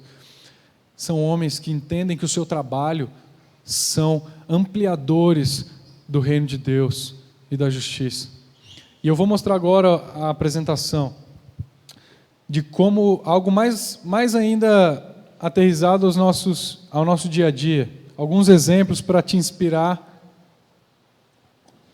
em como você pode usar o seu trabalho. Nem tudo aqui vai se aplicar ao que você faz, mas eu quero que você comece a pensar no seu trabalho de forma diferente. Quando eu morava no Panamá, eu era gerente dessa marca que está escrita ali em cima, Safeguard, não tem aqui no Brasil, mas é como se fosse essa Protex, o sabonete antibacteriano. E eu estava pensando, esse sabonete fala que a sua maior missão é diminuir as enfermidades das crianças, que são a causa número 1 de morte infantil, a falta de higiene, que gera um monte de doenças. Por que a gente não faz algo maior? E eu vi que tinha uma comunidade perto da empresa, lá no Panamá, muito carente, e eu fui propor para o presidente da unidade, que era o chefe do meu chefe, sentei com ele e falei, eu quero propor um projeto. Por que a gente não vai como empresa e faz um mutirão de saúde nesse lugar, e a gente realmente adota essa comunidade para fazer a diferença ali? E, óbvio, para ganhar ali o interesse dele, né, eu falei, a gente coloca a comunicação da empresa, o logo, o que o senhor quiser, mas vamos fazer isso com o músculo da empresa, eu não quero fazer sozinho. E ele topou a ideia. E a gente conseguiu levantar, então, recursos financeiros, recursos de pessoas, voluntários da empresa, talvez muito mais do que eu levantaria se eu estivesse sozinho tentando conseguir recrutar o pessoal. O Ministério da Saúde do Panamá me ligou porque sabia que a Procter ia entrar, é uma empresa grande, então, queremos estar juntos. Só aí eu consegui mais 5 médicos voluntários, dentistas, tudo grátis. E nós fizemos um mutirão. Aqui é quando a gente começou a distribuir sabonete para as crianças, fizemos palestras sobre a importância do lavado de mãos no dia a dia para evitar contaminação. Dentistas, demos produtos também para a saúde bucal, vacina. Tinha crianças ali que não levavam vacina há muitos anos, estavam totalmente vulneráveis e a gente conseguiu vacinar essas crianças. Nutricionista, oftalmologista, brincar com a criançada. Então, assim, no final das contas, esse projeto foi tão bem sucedido que ele se repetiu depois por 2 anos seguidos, e numa dimensão muito maior do que se a gente juntasse 2, 3 pessoas da igreja e vamos lá fazer junto. Por quê? Porque carregava o peso e a estrutura da empresa. Outro exemplo, nessa mesma comunidade, a gente percebeu que um problema grave não tinha uma creche, as mães não tinham com quem deixar as crianças, a renda familiar era baixíssima, muitas mães solteiras que não tinham, o pai abandonava e não sustentava a casa. E a gente falou, vamos construir uma creche. E esse projeto eu levei de novo para o presidente. E resumindo um pouquinho a história, a gente conseguiu levantar essa creche do zero, e essas mães têm com quem deixar as crianças e poder trabalhar e melhorar um pouco sua qualidade de vida. Aqui, como a gente levantava fundos para essa obra, a gente conseguiu levantar mais de R$150 mil em 3 anos, uma quantidade de dinheiro muito expressiva, só à base de doação. E o que essas fotos que vocês estão vendo aí? A gente transformou a festa de Natal da empresa, que toda empresa geralmente faz uma festa de Natal fim de ano, né, para os funcionários. A gente falou, em vez de festa de fim de ano, vamos fazer um leilão onde cada um vai trazer uma oferta, alguma coisa. Por exemplo, eu vou trazer, não sei, eu vou trazer o meu violão para ser leiloado. E aí a galera sabe que isso é para ajudar a levantar fundos para a obra, e todo mundo começa a dar ofertas pelo violão, e a que der maior, toda essa renda vai, então, para fazer a obra. Então, ideias como essa começaram a movimentar essa roda de poder transformar o trabalho do dia a dia em fazer a diferença na vida das pessoas. E aí tem vários outros exemplos, acho que pode passar. Esse é um projeto também, tem regiões aqui do mundo, e no Brasil, a gente começou pelo Vale de Jequitinhonha, no Brasil, onde não existe água potável, água barrenta, água suja, cheia de vermes, de micróbios, e as pessoas tomando. E a gente conseguiu levar um purificador de água para mais de 25 mil pessoas que estavam sendo afetadas. Mas se você... Acho que vou passar mais rápido. Vamos pular esse. Vamos pular. Aí. Mas talvez você pense, eu não trabalho numa empresa assim, eu não posso fazer nada disso. Tudo bem, mas tem 1000 coisas que você pode pensar. Aqui, por exemplo, é tão simples como organizar, isso nem é da igreja, isso é o pessoal da célula. A gente lá no Panamá decidiu que a nossa célula, o grupo pequeno, ia sair para a rua uma vez por mês. E a gente decidiu ir para um orfanato de crianças especiais, passar toda uma tarde com eles. Então, coisas muito simples, como brincar com eles, tocar violão, pintar o rostinho deles. Pode passar. A gente levou palhaços, presentes e compartilhe o amor de Jesus.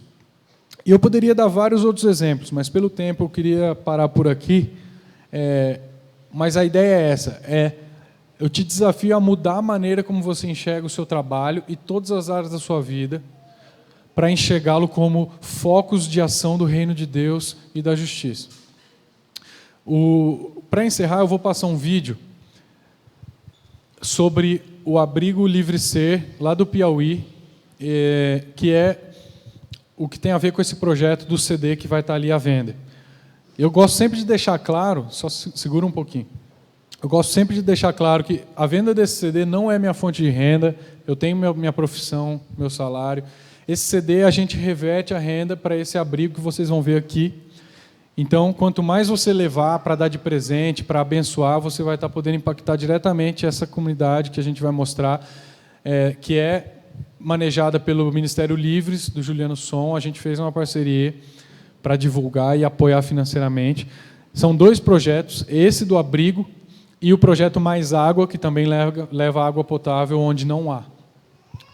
E todas essas músicas, quase todas as músicas que vocês ouviram, a que a gente vai tocar no final, tem muitas adorações nesse CD, em português e em espanhol, porque a gente ministrava lá fora também. Então, no final, eu te convido a abençoar esse ministério que vocês vão ver, através da compra do CD e de dar de presente e tal. E se você está interessado também em saber mais, eu estou sempre publicando sobre esse assunto também na minha página no Facebook, que é Tarek Mohalen, tudo junto. E você pode estar acompanhando, curtindo lá e acompanhando o ministério. Mas vamos assistir então esse vídeo.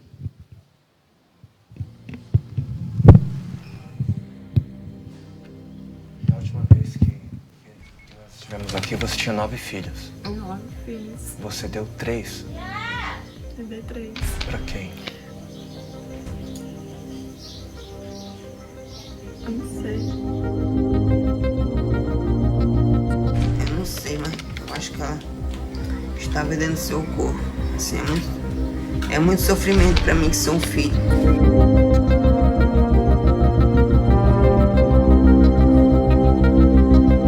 Esse feijãozinho foi para todo mundo comer hoje, que teve aqui. Só ele.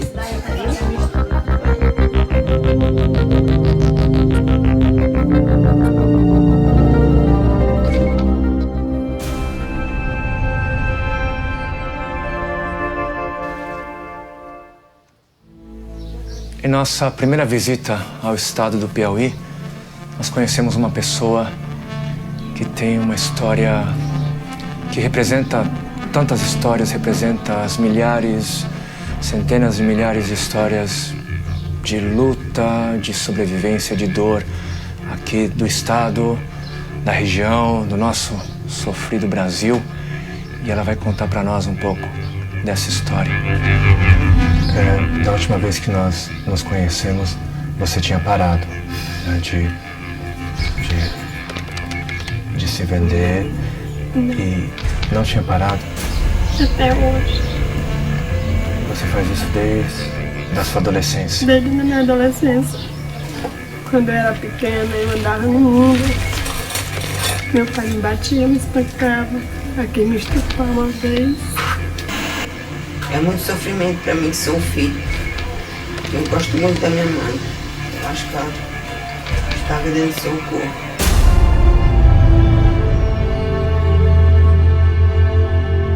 Às vezes me dá vontade de me matar. Porque eu vejo muito sofrimento da minha mãe. Aí eu vou e digo pra mãe, eu vou sair.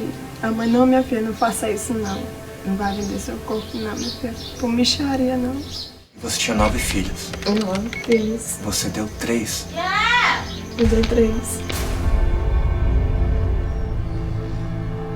Pra quem? Eu não sei. Eu não gosto nem de falar. Porque quando meus filhos pedem de comer, eu não tenho condição de dar. Você só deu... Porque eu não tenho condição como criar. Mas você deu pra quem? Eu dei pra um casal.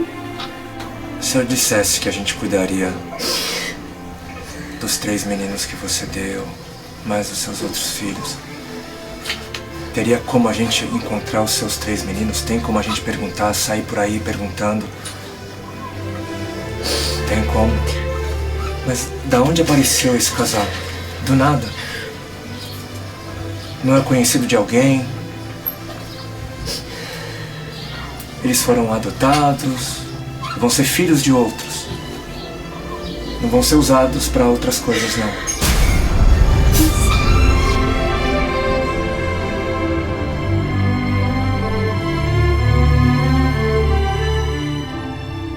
Agradeço muito a Deus por você ter aparecido aqui em casa. Hoje não tinha nada.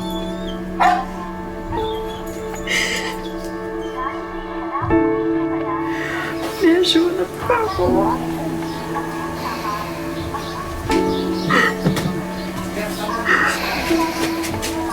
Eu aguento mais.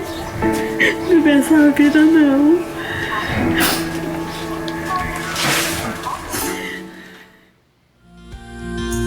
No ano de 2012, passamos a viver uma nova história em nossas vidas, uma nova história de esperança, uma nova história de amor, de graça. E por conta dessa história, nós viemos parar aqui, em Teresina, na capital do estado do Piauí. E isso que vocês veem faz parte desse novo capítulo, dessa nova história. E é aqui onde nós vamos construir essas casas, onde nós vamos construir esses lares que haverão de representar o reino de Deus, que é paz, alegria, esperança e amor.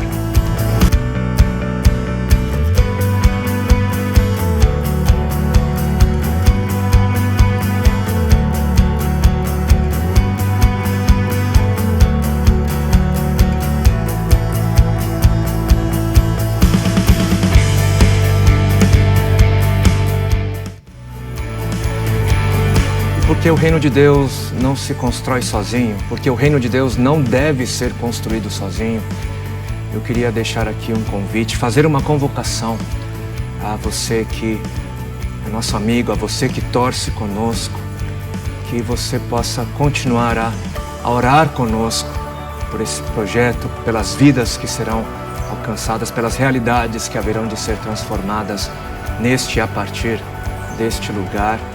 E também fazer uma convocação para que você se doe conosco, a fim de que o reino, a fim de que a esperança, a fim de que tudo aquilo que representa o Evangelho possa alcançar essas vidas para a glória do nome que é sobre todo nome, para a glória do nome do nosso Senhor Jesus. Deus abençoe a todos, queridos. Então esse é o projeto Livre Ser.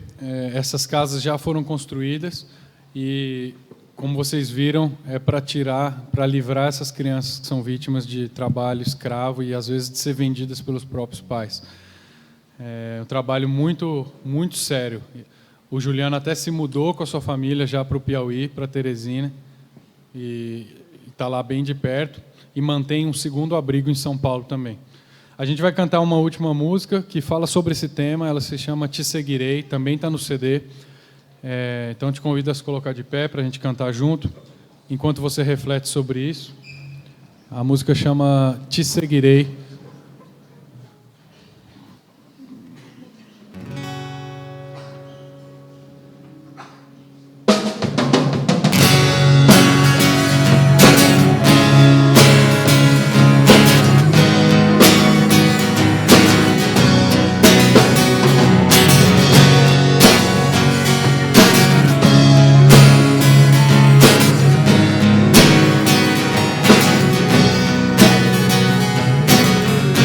Quero ser teu rosto para a multidão, inclinado para servir, motivado por amor e compaixão, como um dia fizeste a mim, abandonando o meu levando o reino de Deus.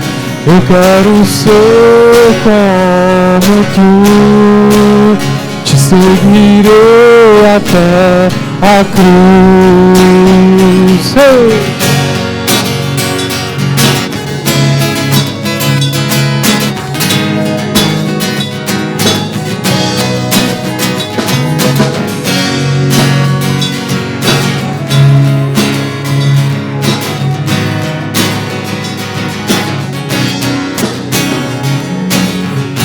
Quero ser teu rosto para a multidão, inclinado para servir, motivado por amor e compaixão, como um dia fizeste a mim, abandonando o meu, levando o reino de Deus. Eu quero ser como tu, te seguirei até a cruz. Uma luz na escuridão, uma chama que não vai deixar de queimar. Pão que mata a fome, ser a voz daqueles que não podem falar, espalhando amor e paz, esperança e justiça, anunciar, abandonando o meu eu, levando o reino de Deus.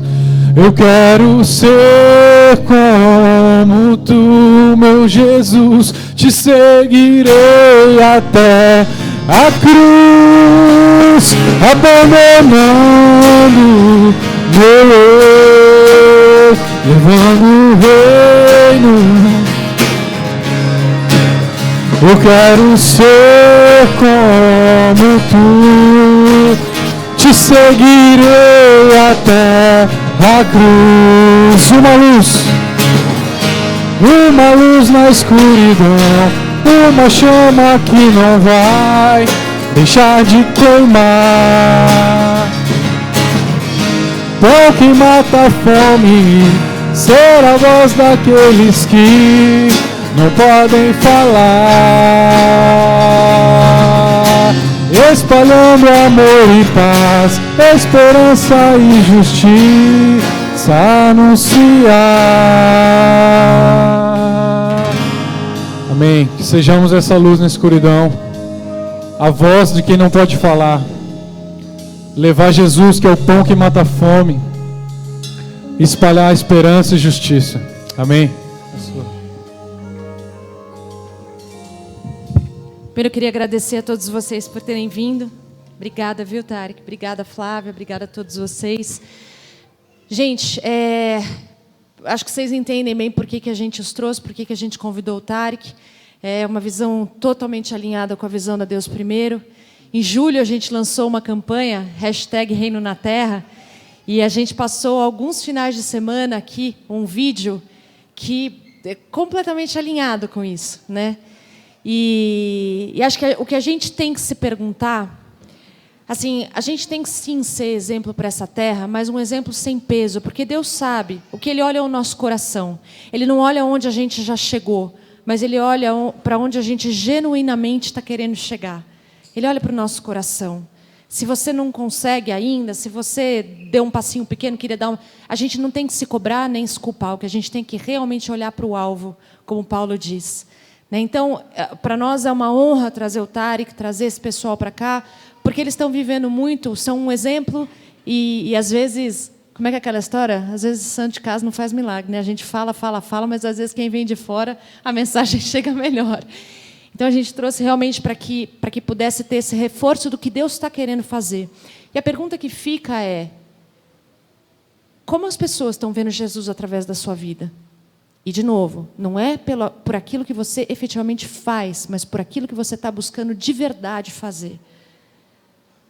Essa semana eu fiquei super feliz, até estava contando, acho que ontem para o Mai e para a Adri, eu tive um cliente que namora uma moça que é cristã, que eu sabia, inclusive ele foi recomendado pela namorada, e todos os meus clientes sabem que eu sou cristã, a visão é completamente alinhada.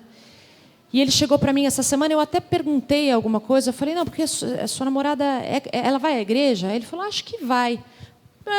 Papo vem, papo vai e tal. Aí essa semana ela me manda um e-mail, falando, eu queria te agradecer demais pelo que você está fazendo para ele e te dizer que ele veio comentar comigo essa semana que eu não me lembro exatamente a palavra, mas foi alguma coisa do tipo, ele está muito bem impressionado com o fato de você ser cristã. Ou seja, o cristianismo estava entrando nele, de alguma forma, por meio do testemunho que, graças a Deus, com ele eu acho que eu estou conseguindo dar.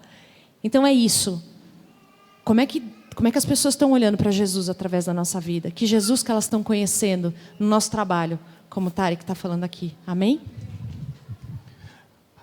Eles vão tocar mais uma música antes de irmos embora, mas antes eu queria que você...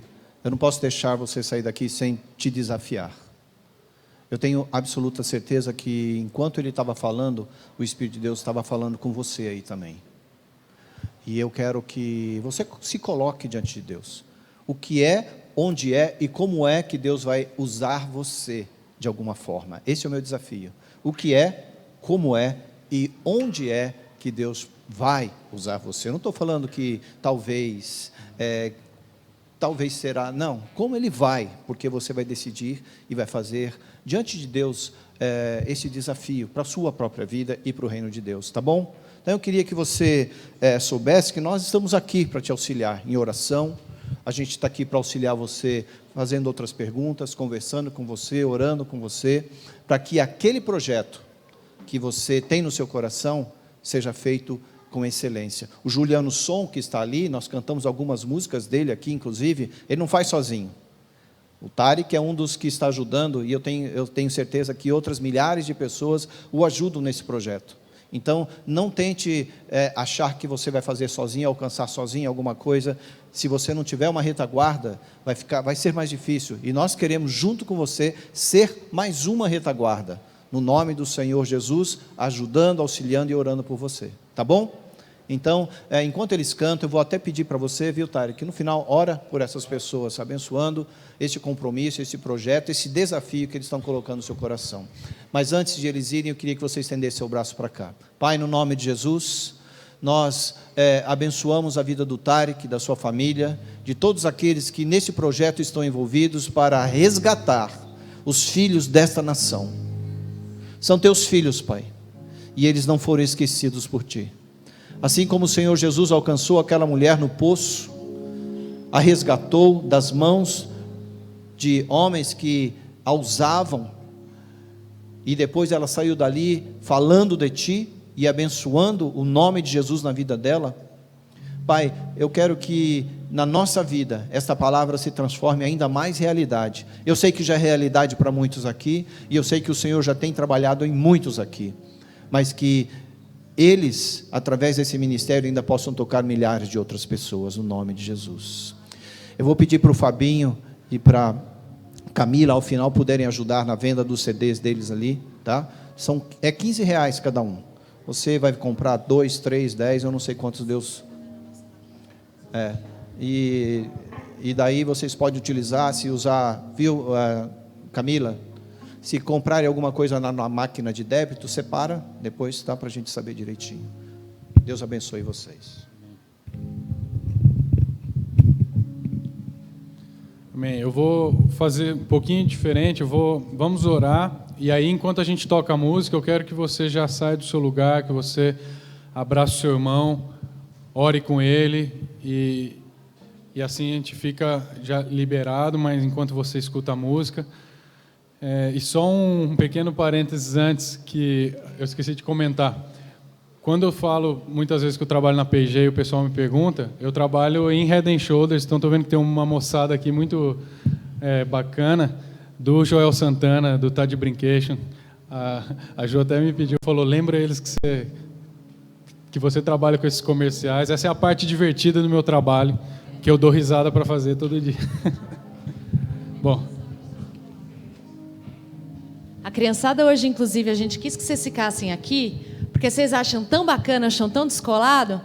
Olha a relação desse cara com Deus, né? O tá de brincation, very much Caspa Man, tal, aquela coisa toda.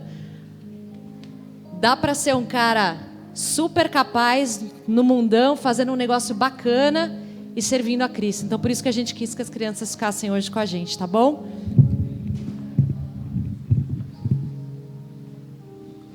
Então, enquanto a gente toca, eu vou orar por você, mas depois, enquanto a gente toca, fique à vontade para sair do seu lugar, para abraçar o teu irmão. Senhor, eu quero te pedir por essa igreja, por cada irmão que está aqui, para que essa palavra que vem do Senhor possa fazer morada no coração de cada um e dar fruto, que essa palavra não se vá simplesmente, Pai, mas possa frutificar em ações, que cada um aqui possa enxergar o seu trabalho saindo daqui com outros olhos, debaixo de uma visão bíblica de que é o lugar onde o reino de Deus e a justiça vão proliferar, vão se expandir, que cada um possa se indignar perante a injustiça, perante aquilo que te indigna, e possa amar aquilo que te ama. Eu oro por cada um, e sem a capacitação do Teu Espírito, nós não podemos fazer nada. Então, enche-nos do Teu Espírito, enche as nossas mãos, capacita, Senhor, cada um que está aqui, em nome de Jesus. Amém. Gente, me perdoa. Domingo que vem, antes de você voltar, venha ao culto, nós vamos orar. Nós não vamos orar dizendo para você em quem você tem que votar, mas nós queremos orar por você, para que quando você for votar, você vote com consciência, como nos foi ensinado e como a gente sabe que tem que ser, tá bom? Sai daqui e vai votar, tá? Mas você sai com a consciência de Deus no seu coração.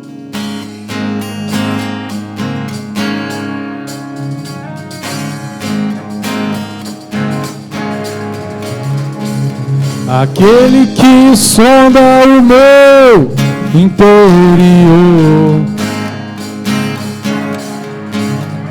me conhece por dentro, sabe como eu sou, conhece os meus intentos, em tudo me faz viver. Eu ouço o som da sua voz, Ele me faz ver.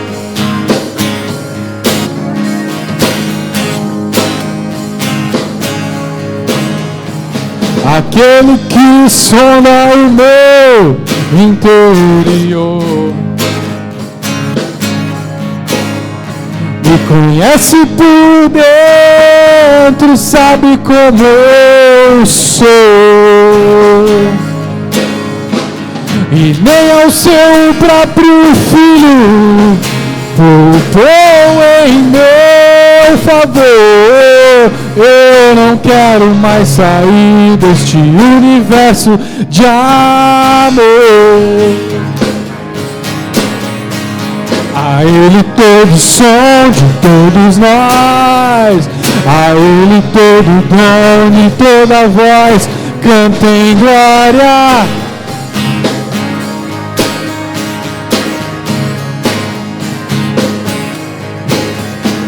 A Ele todo som de todos nós, a Ele todo dom e toda voz, cantem glória.